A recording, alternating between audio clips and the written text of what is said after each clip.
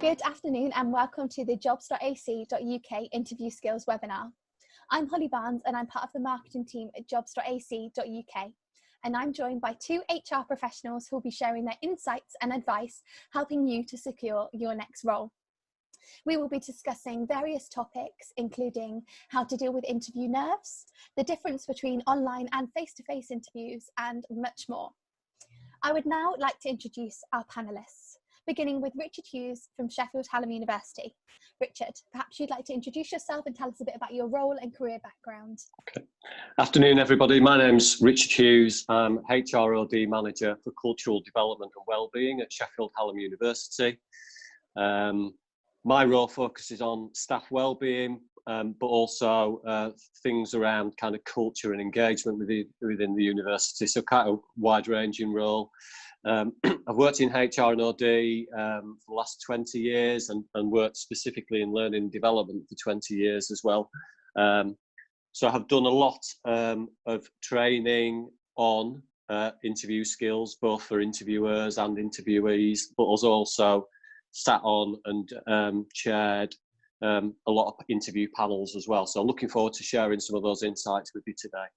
Brilliant, thank you very much. And I'm also joined by Dr. Dominic Jackson-Cole from SOAS University of London.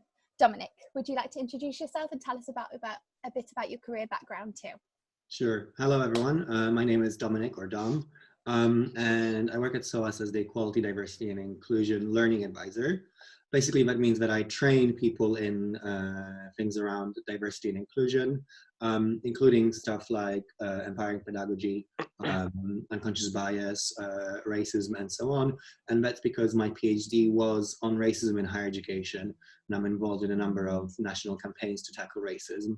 And my background, for 18 years now, I've been a trainer and a facilitator in a variety of industries on a variety of topics, from leadership to inclusion, and in different countries. So I guess that's me. Perfect, thank you very much.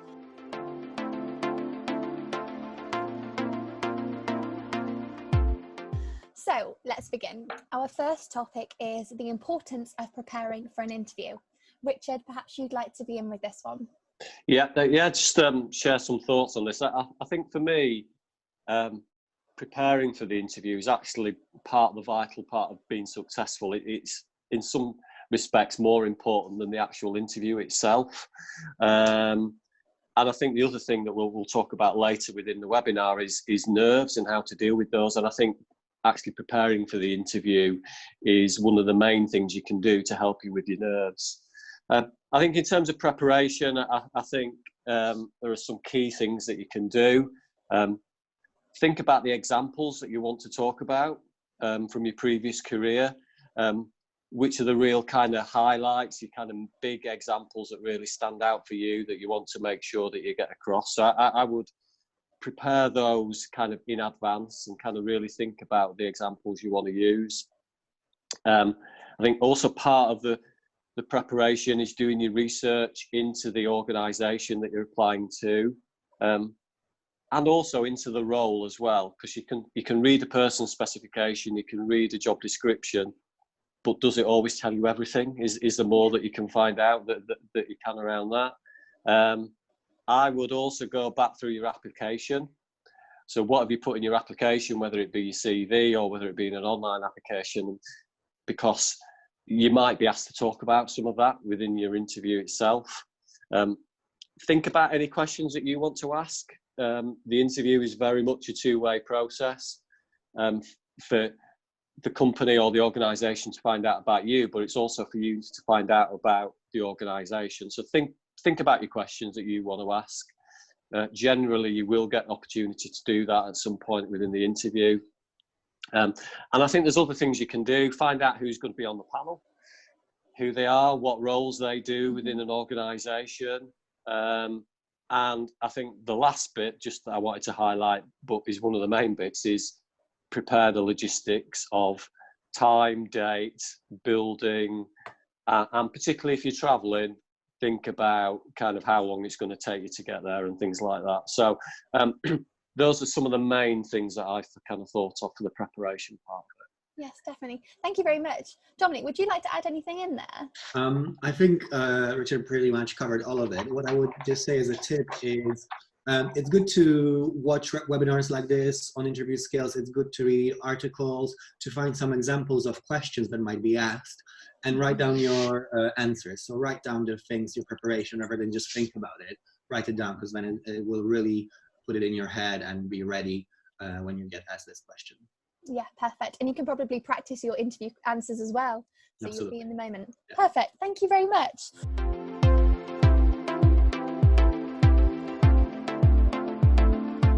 Okay, the second topic is the difference between online and face-to-face interviews. Dominic, would you like to start with this one? Sure, yeah. I'll talk mostly about from the perspective of an online interview, because probably we have all gone through more face-to-face interviews than online interviews. So starting with the fact that the online interview, and during the online interview, the interviewers will only see you from the waist up. And that's funny, but that really means you don't have to stress so much about presenting yourself entirely, but you will be judged. You just will be judged in very different ways. So you will be judged, for example, on how you interact with the camera, not with individual panelists. So that's going to be a little bit different. So you have to maintain that contact with the camera, and yes, you have to practice as well. And it's quite good that you're doing an online interview.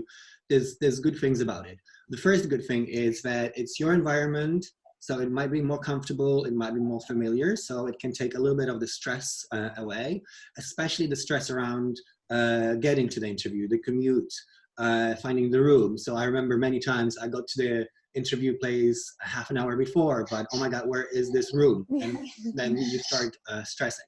So that takes all of it away. So online interviews can be a good thing.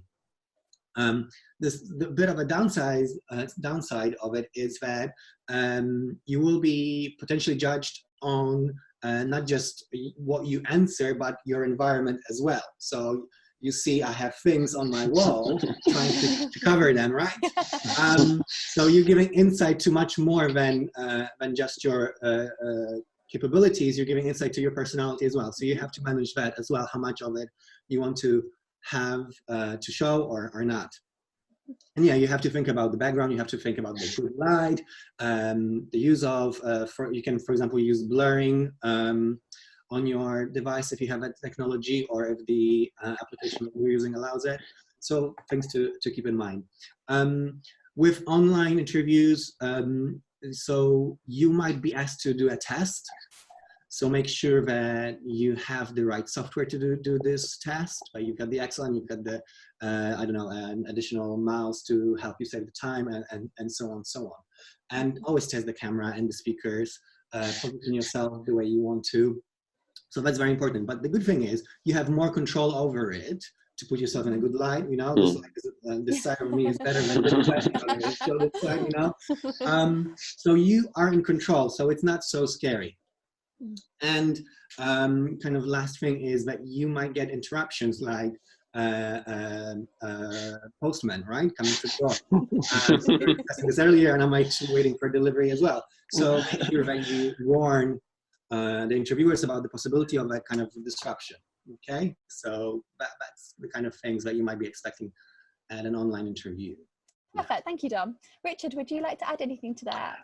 Yeah, I think Dominic's pretty much covered everything there. I think, like I said, the one thing I was going to highlight was the distractions. In terms of, it's great you're able to set your own environment, but just be conscious of the various distractions that can be there within the home environment. So just try and kind of minimise those. And I think just the other kind of hint and tip I would give is make sure you've got your notes with you. Very important within a face-to-face interview, but equally important within a kind of remote interview, because I think just a quick glance at your notes will help you, might help you put you back on track if you just kind of think you're going down the wrong route. So yeah, just take your notes with you as well. Perfect. Thank you very much.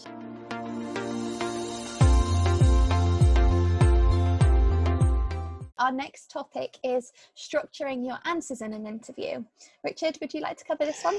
Yeah, just kind of one of the things to really think about in terms of your answers, and this applies in a remote interview or whether it's kind of face-to-face, is almost kind of think about each question, how long you're going to spend on it.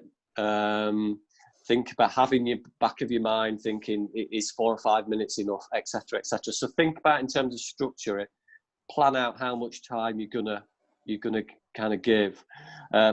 One of the main types of questions that you might get in an interview, and I know we're going to talk about it in a second as well, is something called what I would call a competency or a behavioural type question, where you're asked for previous examples of where you've done something, and you're asked to bring that to life by talking about something you've done in the past.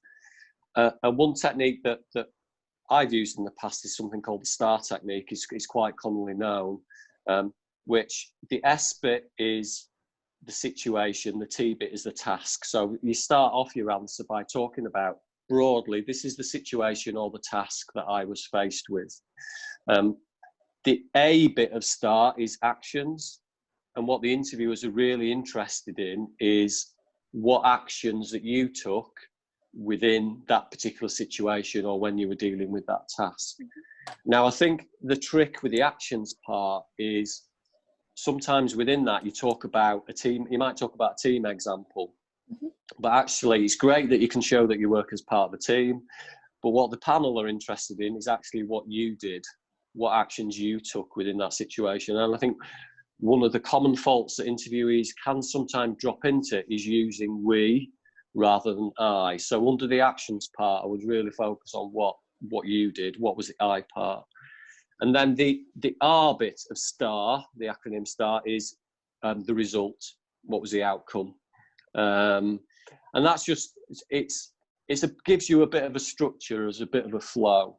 Now, I think the thing with that is just to have that at the back of your mind, and use it to help you structure your answers. I think there is a danger that you can sometimes use it in too much of a structured way, and it can almost sound like you're practicing your answers. But I think it's really good thinking, right, have I covered very quickly, what have I covered the situation or the task? The main bit of your answer should be the actions. And actually, at the end, what was the outcome? What was the result? Perfect. Thank you very much. Dominic, would you like to add anything on there? Yeah, as Richard highlighted, I wanted to highlight as well that it's that what you did, how you cope with the situation, how you solve the problem. It's not the interview is a time for you to shine. It's not a time for you to be humble. You know, to really show your capabilities. What I would say is, as a tip for answering questions, is try not to say no. If you for example are asked about particular experiences that you don't have, don't just say no. Think of a kind of a transferable experience that you might have. For example, do you have experience teaching in higher education? Oh no, I don't. Panic. Say, for example, well, I have taught adults in a variety of settings and I learned from this ABC, you know, stuff like that. Yeah, perfect. Thank you very much.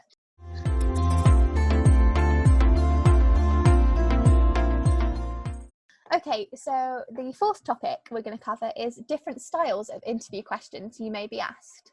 Okay, Dom, would you like to start with that one? Sure. First of all, there's a lot of different typologies how you can dissect the interview types, and Richard has hinted to some of them.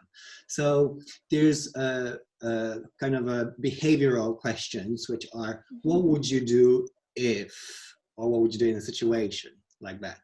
And then actually more of an experiential way. Can you tell me about a time when you had this situation? Can you tell me when something happened? In both cases, they are asking really about the competencies. So even when they're asking about what would you do if kind of question, always try to give your experience there. So say, I would do this and this because in a previous situation similar to that, that's exactly how I did it, and that worked well. You might be asked and more tricky questions as well. Stuff like things about your character, your values, your career goals, and kind of curveball questions. And those are very interesting. Those are things like, if you were an animal, what would you be? Or sell me this pen. Or if you found yourself in a taxi with a head of a funding council, what would you say to them to persuade them to fund you, and so on, right? So these really put you on a spot. But it doesn't matter what the actual answer is. So it doesn't matter what type of a biscuit you would be. It matters what reasoning behind it you give. Yeah. So it really tests your lateral thinking and your reasoning. So yeah, that's the kind of main type of questions that you might be expecting. Yeah, perfect. Thank you. Richard, would you like to add anything on there? Yeah, I think just the other type that I would add, you might sometimes get a knowledge-based or a technical question, which, and it will vary from role to role, but they might ask you for knowledge of a particular process or a policy or a piece of legislation or a particular system. So again, I think the question, the trick with that is always read your person spec, read your job description, and that will help you with some of the preparation for that type of real technical type question. Perfect. Thank you very much.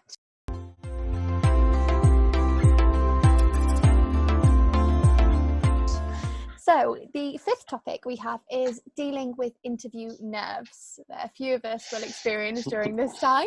So Richard, would you like to start with that? Yeah, I'll just cover a few points on this. I'm sure Dominic's got a bit to add on this, because it's probably the most common question, and when we've run training sessions in the past, it's always been one of the focus areas. For me, I kind of mentioned it earlier, it's about preparation. I think if you can prepare beforehand, that really helps with some of the nerves that you get. I think as part of your preparation, you can practice.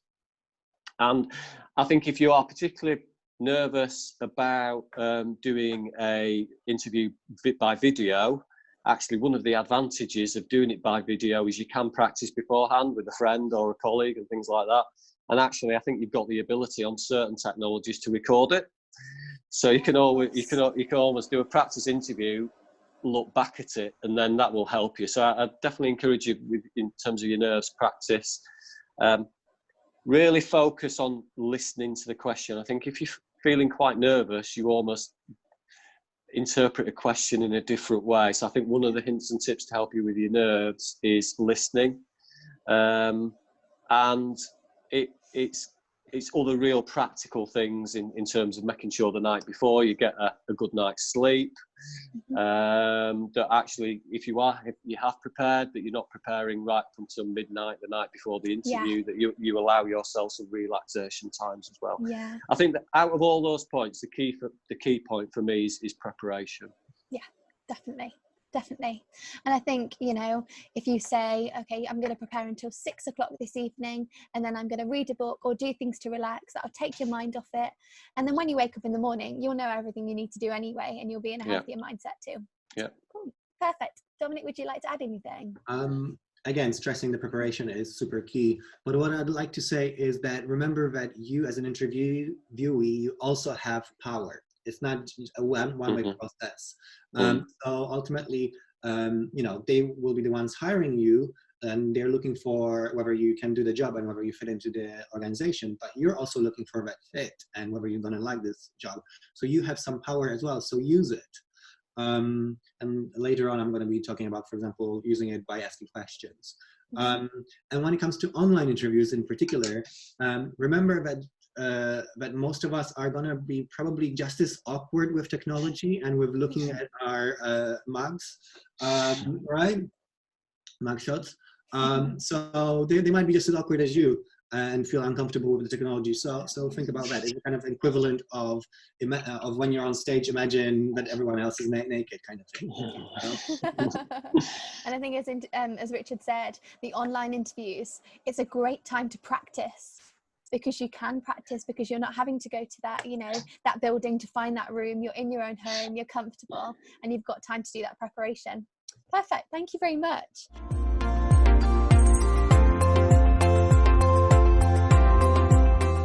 So finally, Richard, what would you say are the main interview tips that we should be thinking about? I think some of the main things are be yourself, be your natural self. Interviews are a great opportunity for you to sell yourself, but almost kind of don't big it up too much. Just be your natural person that you are. I think some of the other things are don't over elaborate or don't lie about what you have done or not done. Interviewers have usually been trained in interview skills and are able to spot if people are elaborating the truth too much. So I'd never go down the route of taking ownership for things that you've not done. Be honest and open. But I think the flip side of that, sometimes we can undersell ourselves, and actually we do need to kind of really talk about the things we have achieved. And then other real practical things and things like, I know we talk quite a lot around remote interviews, but there's things around kind of body language and eye contact, particularly when you're in a face-to-face interview, and particularly when you're working with a panel, is to make sure that you've got that level of engagement with the whole of the panel, not just the person who is asking you the questions. And I think the last one, I could go on forever, but the last one is, and I mentioned it earlier, is use I. Well, this is what I did rather than we. It is a common fault that people fall down on. So to talk about what you achieved and what you did. Perfect. Thank you very much. Dom, would you like to add anything on the interview tips topic? Sure. So as Richard said, the interviewers might be very experienced, but they may also not be very experienced. You never know. What I'm just trying to say is that you also have a power, just as I said in the previous question. You have a power, you have a say in the process, so make sure you use that opportunity. So make sure you have really good questions, that you prepared really good questions to ask, to show the interviewers that you've done your homework, and you're engaged and you want this job. So you might ask questions around more details about the nature of the work. You might ask about some potential challenges or the actual issues that the organization is facing, because you really want to know these things before you commit to working somewhere. And you might want to ask details about the office atmosphere, the workplace atmosphere. For example, I always ask if there's a lot of cakes in the office. Everyone laugh, and it serves me because I love cakes. So it shows a little bit of personality as well. So do something unique. Find something unique as a kind of a nice additional selling point. Perfect. Thank you very much.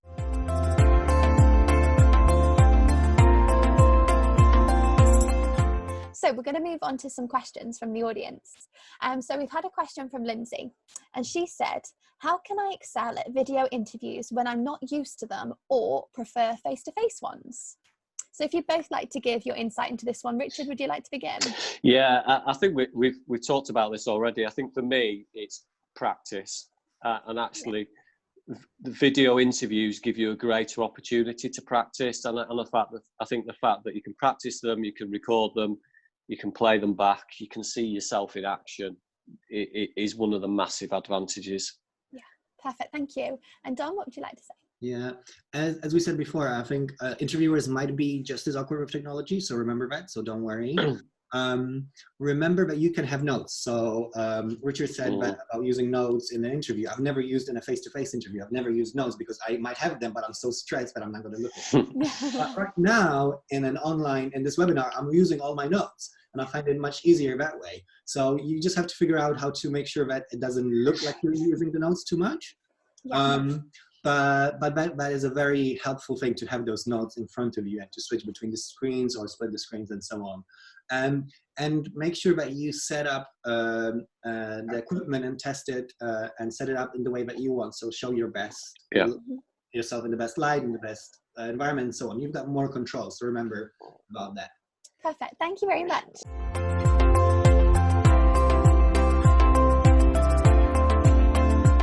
So we've had a question from Jenny, and she said, do you have any tips on presenting examples to show the seniority or strategic input in responses? Richard, would you like to start with this one? Yeah, I think with this one, part of the way to deal with questions like this and to get across your examples is to talk about seniority and talk about the level of some of the people that you've worked with within an organisation. I think the thing to be careful of is different job titles in different organisations mean different things. Yeah. So what you might need to explain, I think one of the hints and tips of answering this type of question is just explain where in the hierarchy that role sits, because a manager in one company will be a different level as a manager in another company.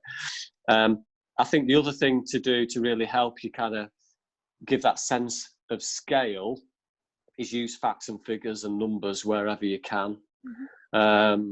Particularly where things like budgets are involved and savings and things like that. And I think they help you to illustrate who you've worked with, but also the scale of the projects and pieces of work that you've been involved in. Perfect. Thank you very much. Dominic, would you like to add anything onto that question? Yeah, it's more from the perspective of someone trying to go for managerial posts. They may not have been managers yet, but they're going for managerial posts. It's important that you use the right kind of vocabulary.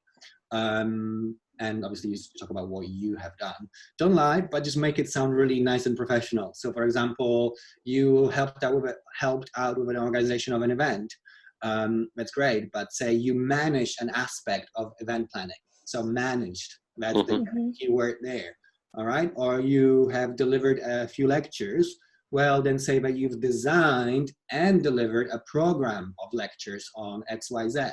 Yeah. Just make sure that those words are, that you're hitting those key words. So that would be my tip.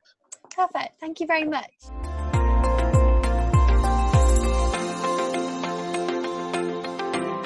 And the final question we've had from Emma is, how can we all answer the question, what are your weaknesses? I know that's a question that some people do worry about. So Richard, would you like to start? It's a really tough question. And I think my way of dealing with something like that is almost turn it into you've got to turn it into a positive. So it could be something like that. I have a tendency that I tend to work too hard, or something along those lines. So you're almost trying to flip it across into a positive question. I think the other thing, wherever you get a question like that about weaknesses or development, it is to talk about the fact, A, you've identified it, which is a great strength that you've identified it in yourself, and B, what you've actually done about it. Yeah. And it's a bit like you sometimes might get a question around, tell me about a time where you've had a piece of feedback about some work that didn't go as well as you expected.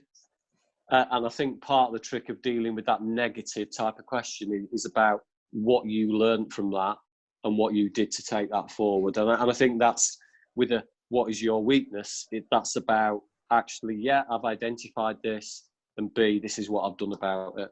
Perfect. Thank you very much. Dom, would you like to add anything onto that?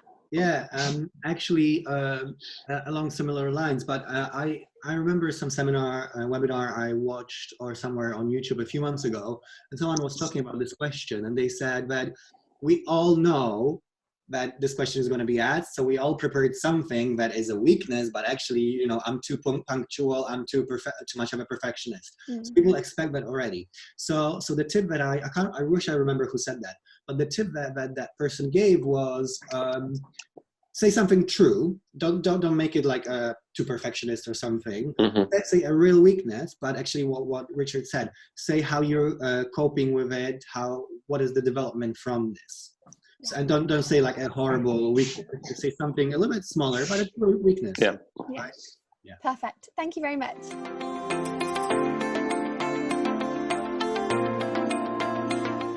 Okay, so what would you give as one final interview tip for our viewers today? Richard, perhaps start with you.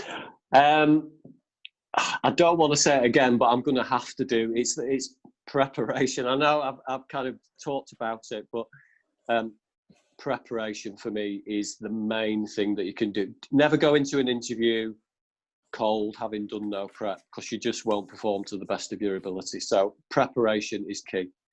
Perfect. Sorry, I pandemic. kept going on about it, but No, it's absolutely fine. It's vital. Thank you.